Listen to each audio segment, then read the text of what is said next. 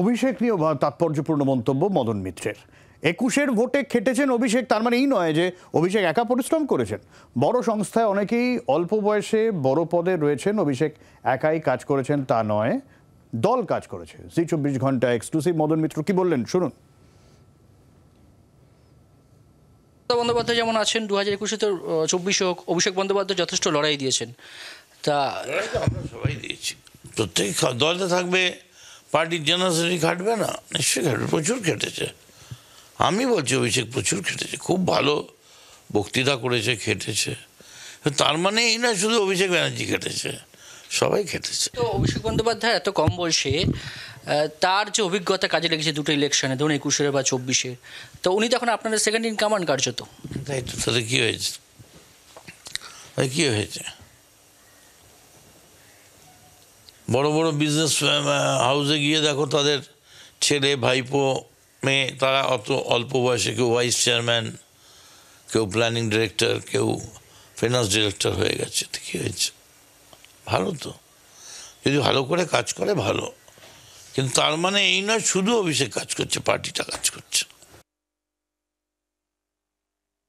যদি আমার কথার কোনো রকম রূপক অর্থে ব্যাখ্যা করে কেউ মমতা বন্দ্যোপাধ্যায়কে ইমপ্লিমেন্ট করাতে চান বা ইনস্টিগেট করতে চান, তাহলে তারা জেনে শুনে বদমাইশি করছেন, তাদের বিরুদ্ধে আমি কোর্টে কিন্তু মামলা করব।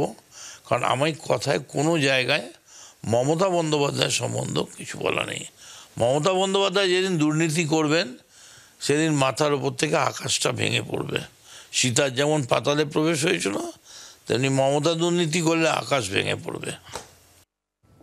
যদিও দলের এইসব কথা বাইরে বলা নিয়ে আপত্তি রয়েছে ফেরহাদ হাকিমের, কি বলেছেন তিনি শুনবো। আমাদের দলের ভেতরের কথা বাইরে বলবো না, বাইরে বলাটা উচিত না। যদি আমার কিছু থাকে সেটাকে আমাকে দলের মধ্যেই বলতে হবে।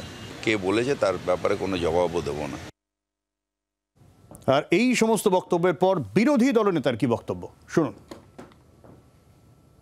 সমস্ত মক্খরে যারা ভূষিত সেই নেতাদের সম্পর্কে বলি না, উনি যেটা বলেছেন এটা একদম সত্যি কথা। অঞ্চল প্রেসিডেন্ট, অঞ্চল প্রধান, কাউন্সিলর, পৌর প্রধান থেকে উপর পর্যন্ত, উনি তো মন্ত্রীর কথা বলেছেন, ওনাকে নিশ্চয়ই কেউ বলেছে যে 10 কোটি।